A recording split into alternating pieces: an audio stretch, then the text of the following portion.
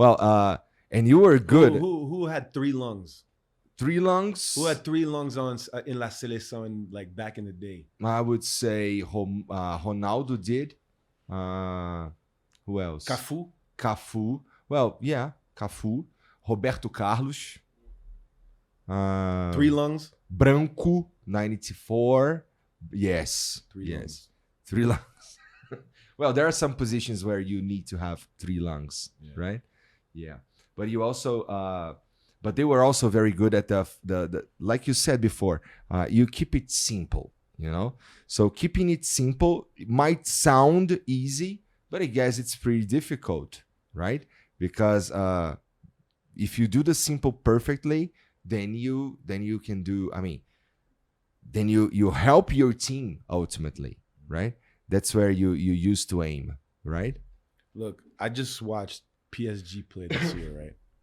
And they were pressing the whole game.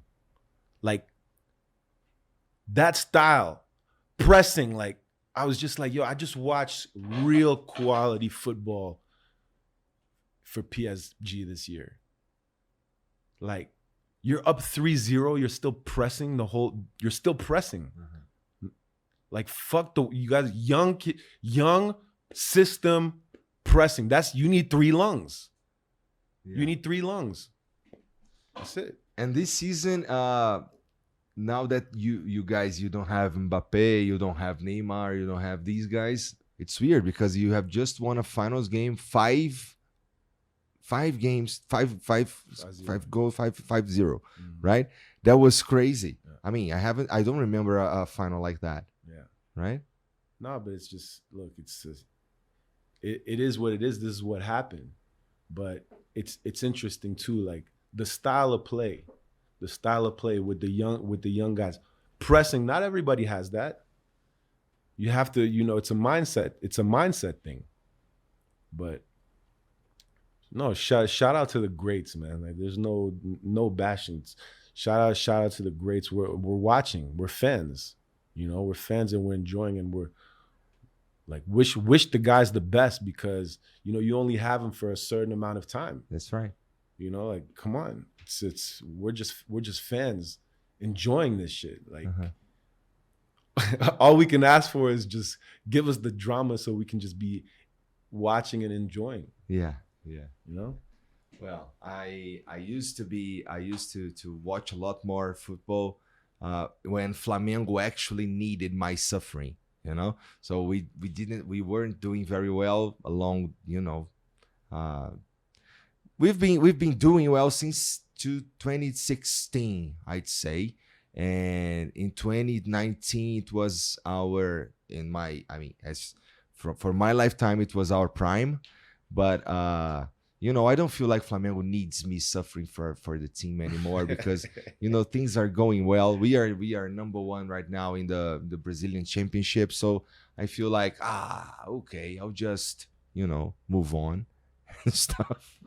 Wow, so that's you can't do that. You can't do that, man. Well, I can't. I actually can't because I really feel it attracts me. So I try not to feel, but in the end I do. It gives you too much stress or what? Well, it used to, but when we were losing all the time. But right now it feels like everything is going so well that it feels like cheating. It's not cool anymore because when you're not so great, when Flamengo was not so great, and I'm not saying that we should return to the not so great days, okay? I'm just saying that when we are not so great, it feels like they need,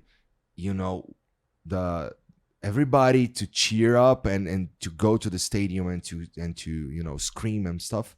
But now that everything is working fine, it feels like cheating. What's the fun on cheering for the best team? It doesn't feel very fun, That's how I feel. So you use it for your pain. It's very weird. It's weird. Are you in? Are you in or are you out? You can't like what? I never heard of that before. Well, that's how I feel, you know. I feel like, well, it's not that I'm not a Flamengo supporter anymore. It's just like, you know, they don't need me. So You should be happy. I am happy. That's why I still watch the games, but I don't remember the last time I went to the stadium to watch a Flamengo game. You know? Yes, Maracanã, long time ago, right? So not especially because I don't live there anymore. I don't really go to Rio a lot. When you go, how is the energy right now, Maracanã for Flamengo? it's our home. You know, it's where when we play there, it's different. There's, you know, the energy is crazy. But it used to be better, I'd say. But that's maybe because I'm too old. Because I used to go to Maracanã before it was before there was you know, the reforma. How do you say reforma? Reforma. So before they reformaram the stadium, and there was an area there that we would call geral, and it used to cost R$1.